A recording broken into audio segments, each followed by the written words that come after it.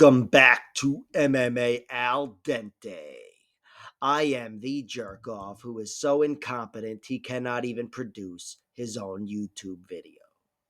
I really have no business running a YouTube channel. I'm an incompetent jerk off. I don't know what a C drive is or J drive. I don't know this shit. And I don't know what the fuck happened to my video files. But I know one thing, and it's I have no heart. As far as MMA YouTubers go, I'm pretty much Herbert Burns. After a few minutes, I'm just like, all right, fuck it. Just have my brother carry me out of here. I'm done. And I am done. And that's why I'm just going to speed run this whole thing on DraftKings here. As you see, hopefully you see the fucking page here. I'm going to speed run it one fight at a time with no real substance behind anything I'm saying. But just know if I wasn't an incompetent jerk off, you would have gotten the substance. Okay, in the first fight of the night, we have Muhammadjon Naimov versus Myron Santos. My prediction here is Naimov wins, and I've got him winning by decision. And certainly I've bet on him. But I'm a jerk off, you got to remember. So I bet on him when he was plus 205. Now he's plus 215. I do think this is a tough matchup for him, and I think Santos has advantages. I think Santos is the better man on the feet, but not by much. I think Naimov is a little overlooked there. And I also think Santos is more reliable down the stretch. Naimov's had fights going back to his third or fourth fight against Landon Quinones, where his cardio has almost cost him, if not cost him. And of course, each guy's got a loss in round three. Naimov was strangled by Felipe Lima, and Myron Santos was TKO'd against Dan Argueta. But still, I think in general, Myron Santos is trustworthy down the stretch. That wasn't a cardio loss. That was just him being drowned for 13 minutes on the ground. I think they started each round on the ground, and he was just mauled. But I've got Naimov crowding Santos, being the more willing and better grappler. Not that he's a great grappler, but I think he's going to crowd Santos. And on the feet, I don't think he's going to get into the whole outside kicking thing. I think he's going to be the patient counter striker who perhaps has more pop in his punches. And I've got him winning the first two rounds with his striking and his grappling. So Muhammadjon Naimov is the pick, and he is the play as well. Mansur Abdul-Malik versus Antonio Trocoli. Do I even need to fucking say it? I'm going with Mansur Abdul-Malik. I've got him winning by fucking TKO. Having said that, I bet on Antonio Trocoli because he's 1,000,000 to 1 underdog, and there's half upside here and a lot of downside there. Whatever. Yeah, Antonio Trocoli, he's got the more well-rounded skill set. He's got height and reach and all that, even though he's not great at jousting. I don't think he's going to use it to his advantage. I do have him getting knocked out. But he does have a deeper resume as well, better experience. And of course, Mansur Abdul-Malik is coming off of the draw against Cody Brundage. So, and that was a technical draw, I think you would call it. But altogether, I'm pretty damn sure Mansur Abdul-Malik knocks him out. But I'm even more sure it's not going to be worth it to cover that prediction with any sort of bet. Maybe the under. I don't know. But I've got Antonio Trocoli as a value play, and I'm talking about like 5 fucking big ones here. And by big ones, I mean dollars, maybe quarters. I don't know. But yeah, nothing serious. Next up, Ibo Aslan versus Iwo Baranushki. I've got Ibo Aslan winning, and I've got him winning by TKO in round 2. And I actually got him at better odds, believe it or not. I'm not a jerk off for once. But Iwo is the favorite for a reason, and it's because, there's a ton of upside with him, and Ibo Aslan just has not looked great. Iwan Kutalaba ran through him on the ground, and I think if Iwo Baranushki wins, that's how this fight is going to look. And even though Iwo typically gets it done with his fists, with ground and pound, if not knocking you out standing, like he did to Muhammad Ali a few months ago. But I think Iwo would be more likely to get the submission here against Iwo Aslan. Iwo Baranushki is a judoka, first and foremost. He is a judo guy. But as an MMA fighter, he just looks like a seek and destroy guy. He's looking to knock you out. And if not, he's looking to take you down and maul you. And it typically goes well for him. But here I've got him hitting a wall. I think he's going to hit a physical wall in 6'3" Ibo Aslan, whatever he is. And I think he's going to hit a professional wall. Iwo Baranushki's got much more depth than his record would indicate. He's 6-0 as a pro, probably fought altogether for like 15 minutes, but he's got a nice long amateur record, but I still can't trust it. I think despite him having more depth, I think here he's really going to run into the next level. Ibo Aslan's got a whole wealth of experience as a professional, and he's fought a handful of guys that are better than anybody on Iwo Baranushki's level. Iwo, I saw him lose once as an amateur, and he was TKO'd on top of the guy. He was on top of the guy. He mauled him almost. He dominated him in round one, couldn't close the show, and then in round two, he was exhausted. Got on top of the guy and got TKO'd after getting ground and pounded from the bottom position for what felt like an hour. But yeah, he was exhausted and had the fight beaten out of him. Might have even been unconscious. I don't know. But altogether, despite that being many fights ago, it wasn't the greatest look. And when I say many fights ago, it still was as recent as like 2021. So he's not completely out of the woods. And I know he's won decisions, 9-minute decision fights on the amateur scene since that fight. But mainly as a pro, he's been comfortably steamrolling guys. And I think here he's going to run into a guy he can't steamroll. And Ibo Aslan, he knows nothing but TKO victories. He could win a decision if nothing happens, like with the Billy Elikana fight. If even less happened, he could win a decision. But Ibo Aslan typically gets it done by destruction. So I've got him TKOing Iwo Baranushki. Next up, we have Edson Barboza versus Jalen Turner. I like Jalen Turner here. I've got doubts with Jalen Turner as well. Always had doubts in his chin. He's been knocked out a few times, not so much recently. And I am including his TKO loss to Renato Moicano. That was a jiu-jitsu loss, maybe a little cardio too. But Jalen Turner, I have doubts about his chin, and I have doubts about his mental state, whatever the fuck, because he did retire in the last year or two. He is still 30 years old, though. He's got height, reach, youth, and danger on Edson Barboza. And I think before Edson has the time to go through his chin or start chopping those legs and drag him into a real technical fight that Edson would win, I think Jalen Turner clips and catches Edson Barboza. And I've got Jalen knocking him out, kind of like he did to Bobby Green, I guess. But if I'm wrong, I think Jalen Turner certainly gets the first submission as well. I think he's much more dangerous than Edson, even though Edson is underrated on the ground, as I've been saying for 20 years with no real conviction. But I think Jalen would strangle him if he doesn't knock him out. And on the flip side, I think Edson is more likely to win by knockout, whether it's catching the chin or chopping him down and breaking him down and putting him away. But in general, I like the finish in this fight. So right now, I haven't bet on Jalen Turner, but I'm definitely favoring him. But I'm going to wait for the props and the under, or the over-under, and all the horse shit, and yada, yada, yada. Marvin Vettori, I have bet on against Bruno Ferreira. He is my pick to win. I've got him winning by decision. Vettori's got a bunch of great submissions. Well, not great, but he's got a bunch of submissions.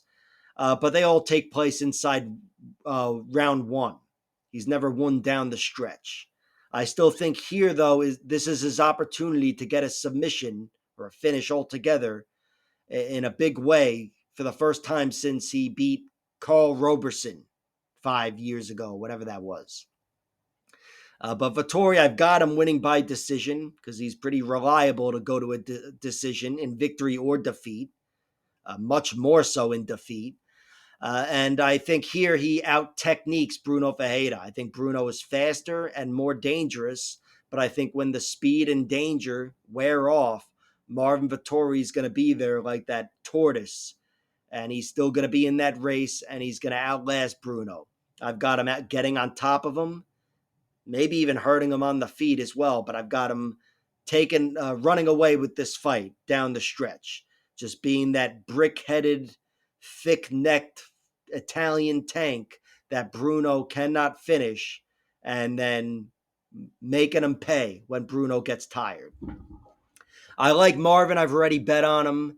I will look to throw sprinkles on some Hail Mary submission props, hopefully, if they're worth it, and I really expect them to be worth it, considering Vettori. But decision is definitely the play. And for Marvin Vettori, the odds are really tight here. If he's going to lose, even against a guy who's never won by decision, I've got Marvin Vettori's only path to defeat being decision in this fight. So wait for the point spread. Marvin Vettori with the point spread would be something I'd comfortably bet on, because at the very least, I think he's competitive in this fight, if not whatever else he can do in victory. I've got Ziam defeating Nazim Sadykhov. I've got him winning by decision. I think Nazim Sadykhov is a good test for him, but I really like the way Ziam has looked lately, especially in his last fight against Mike Davis. He really impressed me in that fight, winning in all realms and even winning the physicality battle. The tall, skinny French guy who's been taken down and strangled in the majority of his losses. That skinny neck's been strangled.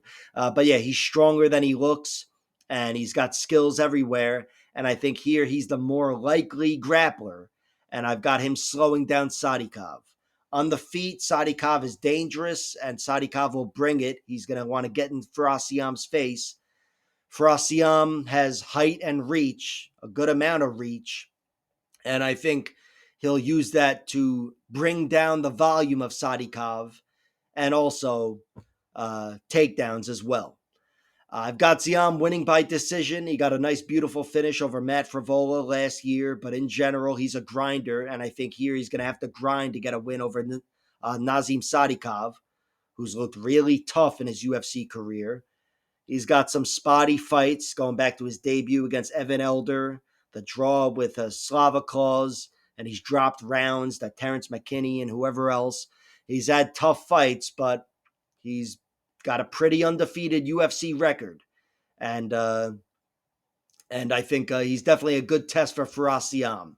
But I don't think, despite his win over the guy who strangled Ziam, Terrence McKinney, despite him strangling Terrence, I don't think he's going to be able to plug himself into the losses of Ziam so easily. I think Ziam's the grappler here, despite the way the Terrence McKinney fights played out. So yeah, Ziam by decision is the pick, and Ziam is the bet right now. Barber versus Karine Silva.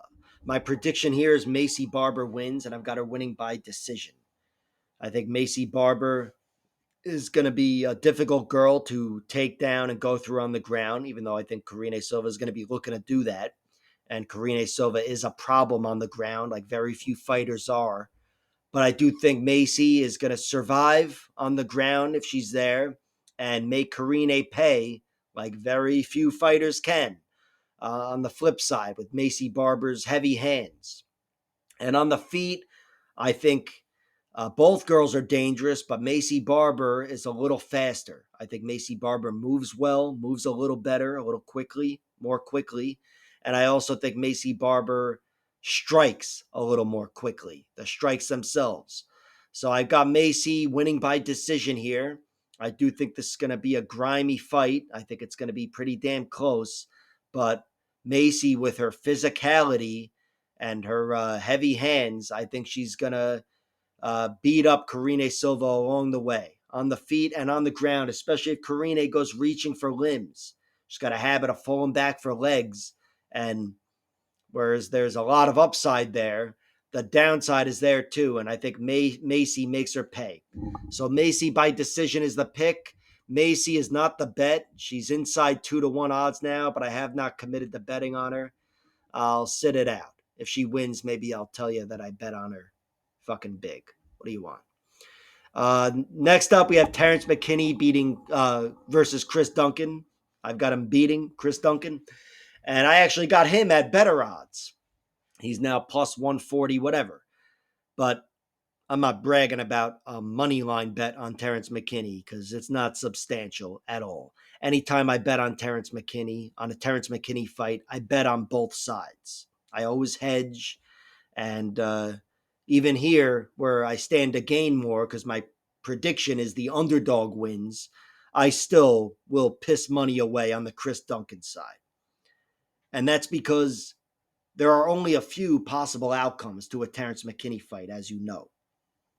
Either he wins by knockout in 17 seconds, flat, or he wins by rear naked choke in 2 minutes and 17 seconds, flat.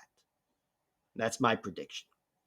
Or he gets knocked out in 7 minutes and 17 seconds, flat. Or submitted, in this case, probably with a guillotine choke, in 7 minutes and 17 seconds, flat.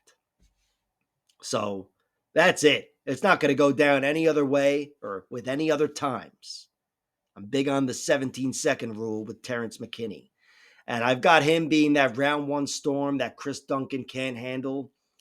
Terrence McKinney, he's a problem like very few fighters are in any weight class in round one. He's probably number one. He's better than a prime Overeem. He's just a fucking monster. And Chris Duncan, he's been hurt before. Stopped against Slaviklaus, hurt against Charlie Campbell and Balagioki and whoever else. I could see McKinney going through him in 17 seconds. But I've got McKinney taking him down and going through him kind of like Manuel Torres did, who I'll be talking about in 15 seconds.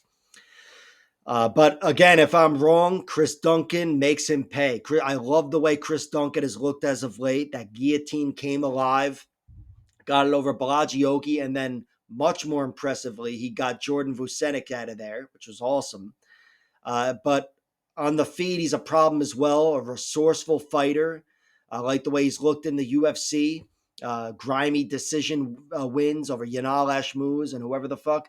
He's definitely the better man overall down the stretch. But he's got to get past round one first. And I've got Terrence McKinney beating him in round one. So yeah, I'll play both sides. I'll play McKinney by round one flat more confidently than anything, even though I'm picking him to win by submission. But if submission or knockout is lopsided, I'll probably throw a sprinkle on that. But yeah, I'm going with McKinney here. Grant Dawson versus Manuel Torres. I've got Grant Dawson winning. I've got doubts with Grant Dawson, too. I haven't liked the way he's looked in his two defeats to Bobby Green and Hugh Pulley. Not even looking at his record, but he got caught coming into a takedown with some Travis Brown elbows, and he was TKO'd pretty quickly against Hugh Pulley. And against Bobby Green, he got caught with a short right hand, I believe, and just shelled up and waited for it. In general, wasn't the greatest look. I don't know. This guy got all kinds of doubts with Grant Dawson, but I do think Grant Dawson has a ton of upside. I think he's a monstrous grappler, and I think he can make you look bad in a way that very few other fighters can. He's just such a problem when he gets on top of you, and I've got him doing that to Manuel Torres. I'm going to go with Grant Dawson winning by submission. I feel like I almost said decision. I could certainly see him winning a decision. But Torres has never lost by decision, and I think Grant Dawson has really, at this point, really one of the top submission games altogether. And I think he's going to slow down Manuel Torres, wear him down, and strangle him. And I'll take it happening in round two, I guess. I don't know. But Grant Dawson is the play. He's minus 225 now. Forget what I got him at, about the same though. But I like Grant Dawson here at this line. I think he gets past the first 30 seconds and he gets that takedown, he wins this fight. Manuel Torres is a killer. I don't need to look at his record. He's won one decision, I believe, but he's a killer. And certainly he could plug himself into those 2 losses of Grant Dawson. And maybe I'll look to throw a bet on that, a little hedge. But in general, I think Grant Dawson, when he's coming to fight, he's coming to wrestle, he's going to be way too much for you. I think the sky's the limit for him, and I've got him going through Manuel Torres. Next up, we have Jan Blachowicz versus Bogdan Guskov. My prediction here is Jan Blachowicz wins, and I'm going to go with him winning by round 2 knockout. And I have no confidence in that prediction whatsoever. But I'm going with Jan here. I think Jan, despite not having a pretty record as of late, he's been mixing it up with champions and title challengers. He's been stuck in the top 5. And everybody that's beaten him should theoretically, on paper, beat Bogdan Guskov. Bogdan is very dangerous, incredibly potent record. Whatever he's got, they're all finishes, 18 wins, 15 wins, all finishes, a few submissions, but most knockouts. And he is 10 years younger than Jan Blachowicz, or close enough. So Bogdan's got a lot of upside here. But Jan Blachowicz, despite now being in his mid-40s, he hasn't slowed down. He's been very competitive with the top fighters in the world. He hasn't been fighting so regularly as of late. But the Carlos Ulberg fight was, 6-8 months ago or something. Wasn't too long ago. Yeah, I am waiting for the wheels to fall apart when Jan Blachowicz, again, is in his mid-40s. But I still trust him enough, and his knees and his chin and the rest of it and his skills to predict that he wins this fight. I think he could show Bogdan Guskov that next level. I think he's got that next level Polish power. And I think Jan Blachowicz is deceptive on the ground. He's better on the ground than he's given credit for. So is Bogdan Guskov, frankly. That win over Billy Elikana was nice. But I think Jan Blachowicz is as dangerous of a tricky submission artist. And I think here, again, he's the more willing grappler. I think he's getting the takedowns. He's got the control should this fight go to a decision, which I don't expect it to, regardless of who wins. But yeah, I think Jan's got a lot going for him in this matchup. Again, assuming he shows up and he's not 53 years old all of a sudden. So Jan Blachowicz is the pick, and even though Jan Blachowicz is very tight at minus 142, he's not the bet. Not yet, anyway. I'll wait to see if there's a play worth playing, but it won't be with any conviction. Next up, we have Henry Cejudo versus Peyton Talbot. Man, I really considered playing Henry Cejudo and certainly picking him, but I've got to pick Peyton Talbot to win here. And I'm going to pick Peyton Talbot to win by round 3 TKO. I think Peyton Talbot, he's still got a wealth of potential. I didn't like the loss to Raoni Barcelos, and Henry Cejudo is a better wrestler theoretically than Barcelos, but in practice or in a fight, these days I think I trust Raoni Barcelos a little more. His takedowns are sharp, and he's got jiu-jitsu that Henry Cejudo does not have, and that's really what won him that fight. I mean, everything won him that fight, but he didn't just out-wrestle Peyton Talbot. He advanced to the next step and mounted him and controlled him and threatened him in a way that Henry Cejudo could not. I think Henry Cejudo can still use his wrestling to a victory here, but it would be slowing this fight to a crawl and pinning Peyton Talbot, pinning him and stopping this fight from moving, and certainly stopping himself from moving. He's not going to be looking to advance the mount. And on the feet, Henry Cejudo is still Henry Cejudo. He hits like a fucking tank. He's that prototypical wrestler. I mean, not that he's just like a wrestle boxer. We all remember that karate shit he brought into Wilson Hayes. I don't know if you remember it, but I remember it. But I think here, Henry Cejudo is going to be up against it on the feet. I don't think he's going to have much going for him. I don't think he's going to be able to do anything too crafty, and I don't think he's going to be able to do anything too basic either. I think Peyton Talbot is going to be comfortable at range with Henry Cejudo. He's going to be the more diverse striker, beating him up with kicks and knees. I think Peyton's going to try to make him pay with shit down the middle to scare off those takedowns. And I've got Peyton getting more comfortable as he realizes the takedown threat is not there and he can deal with it. And I've got him winning this fight. I'm taking a round 3 finish. Peyton Talbot has shown he can outlast guys and then close the show down the stretch. He's a pretty damn good finisher.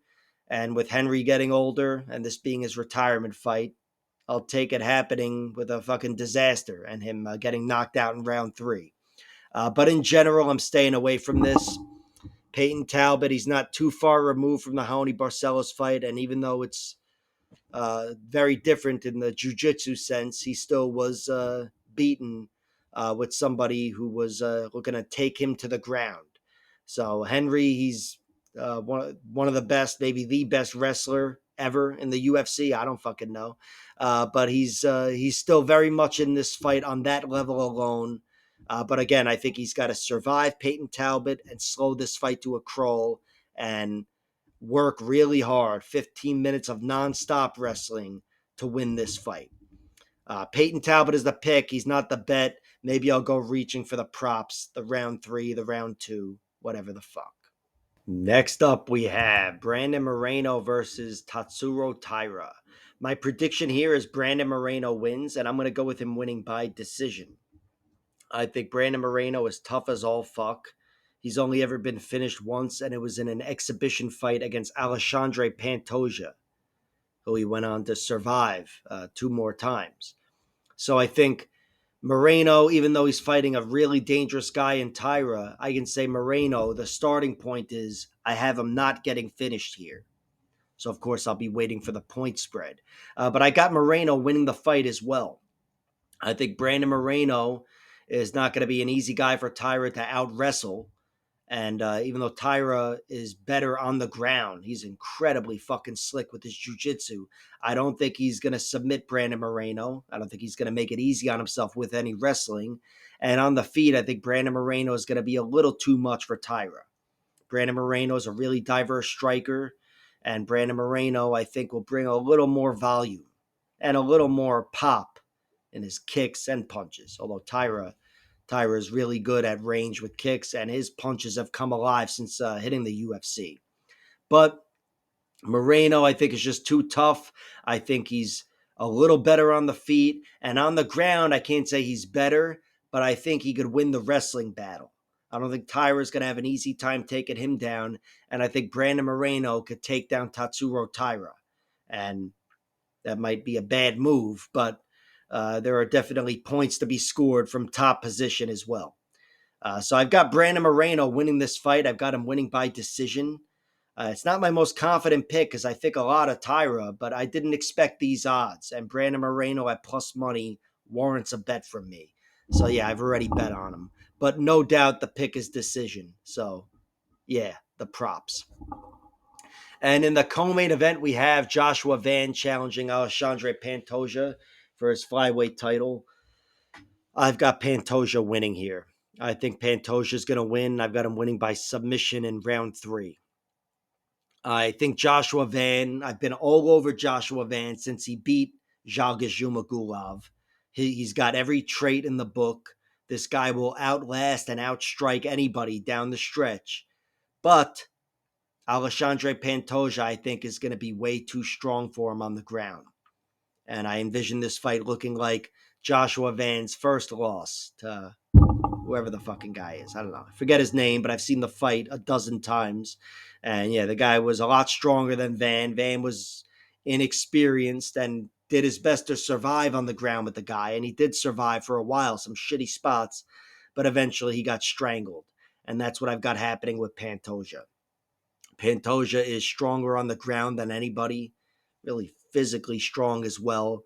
And Joshua Van, despite him being, the better guy down the stretch and all the upside and all that, that entails him surviving the bigger man early. And I think Pantoja is going to be too much.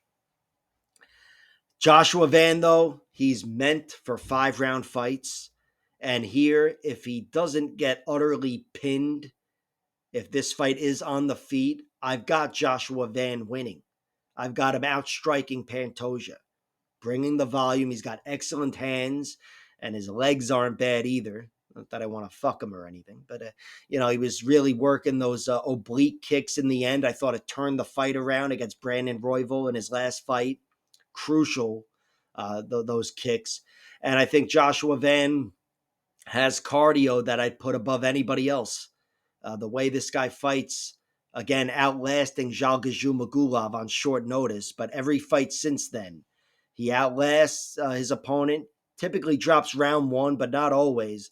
But he almost always wins rounds 2 and 3, aside from when he fights Charles Johnson, who's as good of a round 3 fighter as anybody else. But I'm not saying he would have outworked Joshua Van there. He's one of the few guys who could have perhaps done that, but he did knock out Joshua Van, which, yeah, that is another cause for concern. Pantoja may not be the greatest knockout artist, but we've seen him put guys away. He's definitely a force on the feet, and he's got above average power, and Joshua Van has had his lights shut out. But for Pantoja, he's as durable as anybody, incredibly durable. He's stood up to really dangerous guys, never been knocked out, never been submitted. Here, I would think the only way he would get finished would be a total cardio collapse, some round 5 super Joshua Van shit. But in general, I think Van takes over the fight and wins by decision. That's the only way he would win, the most likely way by far he would win. And I think it's the least likely outcome of all the likely outcomes. I think Pantoja is just going to be too much for him on the ground. I could see Pantoja slowing it down if Joshua Van is better than I'm giving him credit for, and Pantoja just looking to hit takedowns and control him. But I think it's much more likely that he goes through Van on the ground. And I've got him closing the show like he did against Kai Kara France. Pantoja by submission is the pick. Pantoja is the bet right now. I've bet on his money line, but I'll wait for everything. And in the main event, we have Merab Dvalishvili versus Petr Yan. I've got to favor Merab in this fight. I pick him to win by decision. What else? Petr Yan is really fucking tough. I don't think anybody's going to have an easy time finishing him, but certainly not a grinder like Merab Dvalishvili, even though he's really come alive lately, almost knocking out Corey Sandhagen and submitting Sean O'Malley, of course. But I think Petr Yan is not going to be an easy guy to go through, and I think he's going to make this a close enough fight. I actually think their first fight, it wasn't close. Who the fuck am I kidding? I thought Merab won every round, but I thought Petr Yan made it interesting. He hit some takedowns. I don't know if any of them were conventional, but he caught a kick, caught him slipping, whatever the fuck, but he got on top of Merab here and there. And on the feet, I think Petr Yan knows he let Merab dictate that fight. And it's easier said than done to go, yeah, this fucking wrestling machine, just kind of shut him down with your striking.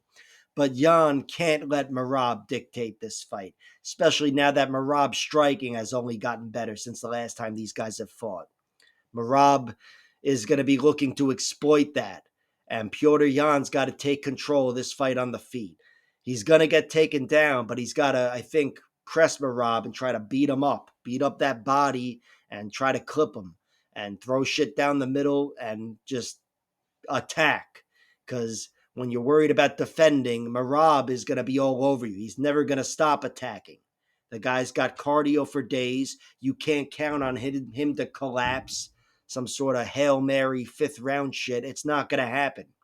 Even his fight where he was submitted against Ricky Simone, Merab was still battling, doing some bicycle move with his legs deep into that fight after being in that submission for a minute. He's got no quit in him, and Jan's got to shut his lights out or shut his body down, or just get in his face for 5 rounds and outpoint them.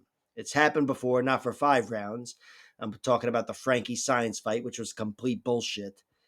And that's the only fight where Merab has lost a decision as the current Merab, the UFC fighter anyway. But don't think I don't know. He lost decisions early in his career to Ricky Bandejas and Darren Mima. I don't know. But current Merab isn't losing a decision or a fight to any of those guys, and he's not losing a decision to anybody. But Piotr Yan, he's got to give himself a much better shot than he did last time and get in Merab's face.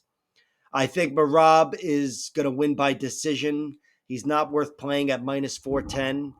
Uh, I'll wait for the props, the point spread, all the horse shit, see if there's a play. But when he's set, the money line is set at 4-1. There will be no major plays here from MMA Al Dente. And that is it. I hope you guys enjoyed this little horseshit video. I'm still going to try to upload the other one, but files keep disappearing. I don't know what the fuck is going on. Again, I'm an incompetent jerk off. Thanks for tuning in to The Clown Show. I'm your host, Doink the Clown. Like, share, subscribe, all that horse shit, and check out my other videos where I also breathe through my fucking mouth.